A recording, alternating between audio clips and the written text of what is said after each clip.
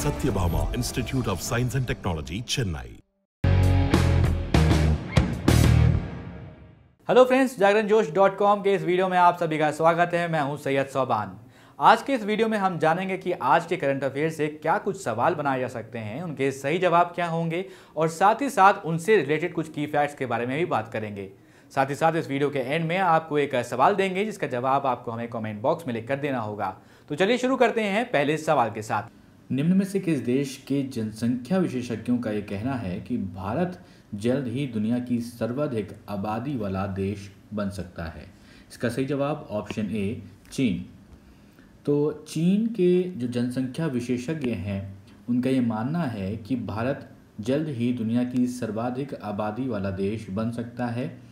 United Nations यानी कि संयुक्त राष्ट्र का जो अनुमान है कि भारत साल 2027 तक चीन को पीछे छोड़कर दुनिया की सर्वाधिक आबादी वाला देश बन जाएगा। और चीनी विशेषज्ञों का अनुसार ये भी माना गया है कि संयुक्त राष्ट्र द्वारा किए गए आकलन से पहले ही ये स्थिति आ सकती है। तो ये समझना ज़रूरी है कि यूएन ने क्या कहा है।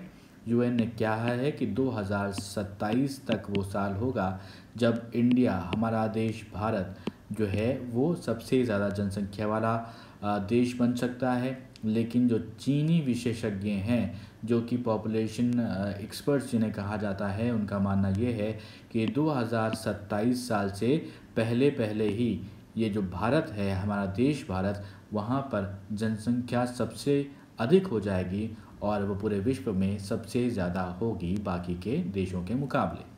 अब बढ़ते हैं अगले सवाल की तरफ। सवाल है, केंद्र सरकार ने अत्याधुनिक रसायन सेल बैटरी के विनिर्माण को बढ़ावा देने के लिए कितने करोड़ रुपए के अनुमानित व्यय की उत्पादन से जुड़ी प्रोत्साहन योजना को मंजूरी दी है? इसका सही जवाब ऑप्शन सी 18,100 करोड़ रुपए।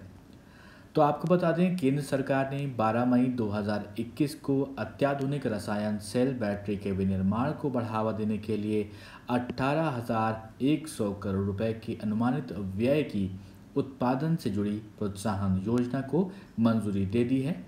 इस नीति का मकसद ये है कि विनिर्माताओं को वैश्विक रूप से प्रतिस्पर्धी बनाया जाए और निर्यात को बढ़ावा दिया जाए। व्यापक स्तर पर उत्पाद के जरिए पैमाने की मितव्ययिता को जो है हासिल करना तथा अत्याधुनिक उत्पाद का निर्माण करना भी इसमें शामिल है।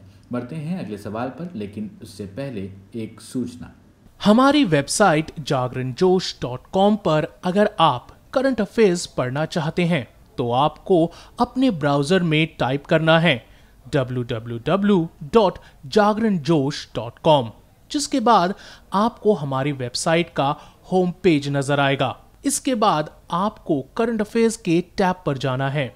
जब आप करंट अफेयर्स टैब पर क्लिक करेंगे तो आपको कुछ इस तरह से पेज नजर आएगा। अगर आप कैटेगरी वाइज करंट अफेयर्स पढ़ना चाहते हैं तो आप अपनी पसंद के हिसाब से कोई भी कैटेगरी चूज कर सकते हैं, जिसमें latest, national, international, sports, technology और इकोनॉमी जैसी कैटेगरीज मौजूद हैं। अब बढ़ते हैं अगले सवाल पर। हाल ही में किस देश ने 12 से 15 वर्ष आयु वर्ग के बच्चों के लिए फाइजर बायोएनटेक कंपनी की कोविड वैक्सीन को मंजूरी दे दी? इसके बारे में हम पहले भी चर्चा कर चुके हैं। इसका सही जवाब ऑप्शन डी अमेरिका।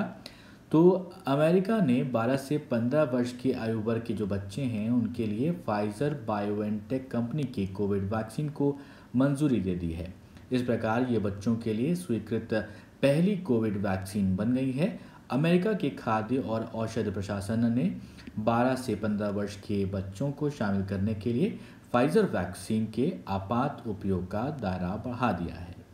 अब बढ़ते हैं अगले सवाल पर। सवाल है, drugs controller general of India, जिसे कहते हैं DGCI, उसने जो है 2 से 18 साल की उम्र के बच्चों के लिए किस वैक्सीन के ट्रायल को दूसरे और तीसरे चरण के लिए मंजूरी दे दी है? इसका जो सही जवाब है वो है ऑप्शन बी कोवैक्सीन। तो आपको बता दें दोस्तों कि कोवैक्सीन भारत बायोटेक के द्वारा बनाई गई वैक्सीन है और ये हमारे देश में ही बनी है।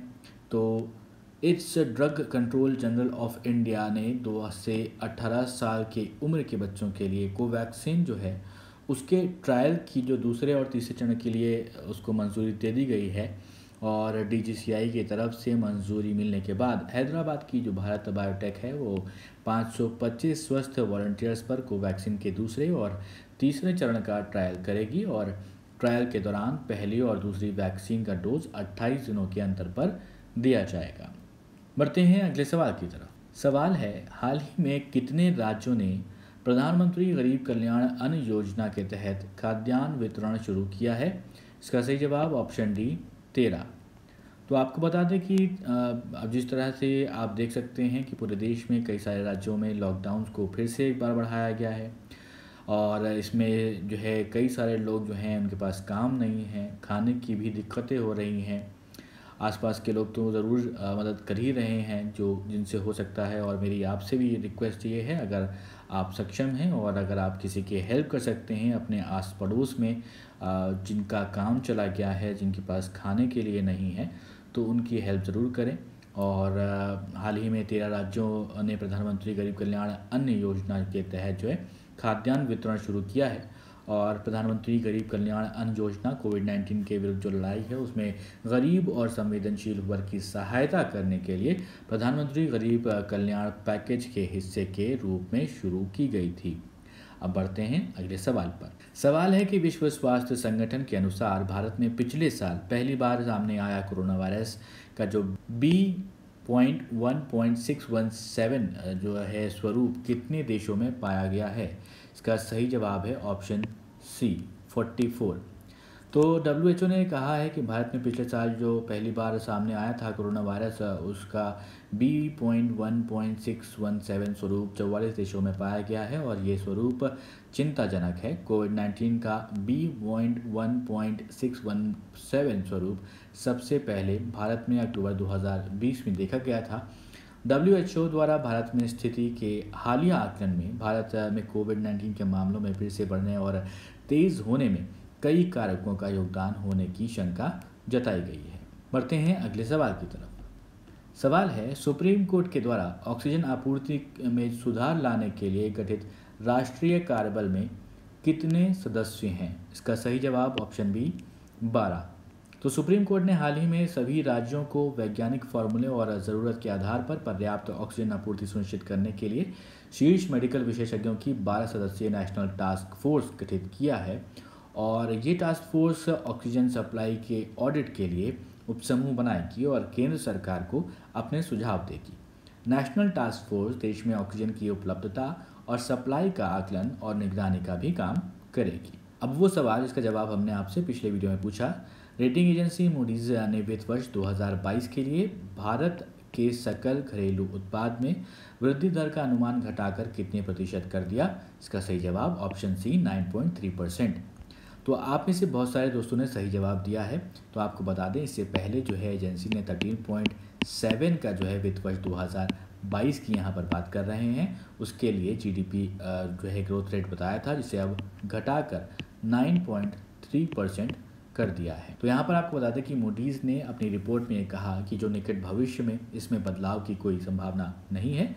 रेटिंग एजेंसी का मानना यह भी है कि हाल ही के वर्षों में इकोनॉमी की ग्रोथ कमज़ोर रहेगी, जिससे भारत की ग्रोथ की गुणवत्ता में भी गिरावट आएगी। अब एक सवाल आपके लिए, जिसका जवाब आपको हमें कमेंट बॉक्स में लिखकर बताना है। सवाल है, निम्न में से किस देश ने कोविड-19 को लेकर एहतियात कदम उठाते हुए 13 मई से भारत और अन्य दक्षिणी एशियाई देशों के पर्यटकों का प्रवेश रोक दिया है? आपके ऑप्शन श्रीलंका, नेपाल, बांग्लादेश या फिर मालदीव। अब अपने जवाब कमेंट बॉक्स में लिखकर बताएं। ये वीडियो पसंद आया हो तो इस वीडियो को लाइक करें, इस वीडियो को ज़रूर अपने दोस्तों के साथ भी शेयर करें और अभी तक आपने हमारे चैनल को सब्सक्राइब नहीं किया है तो ज़रूर सब्सक्राइब करें और देखते रहें जागरणजोश.com और सुरक्षित रहें। घर से अगर बाहर निकलना बहुत ज़रूरी है तो मास्क पहनना है, सोशल डिस्टेंसिंग का पालन करना है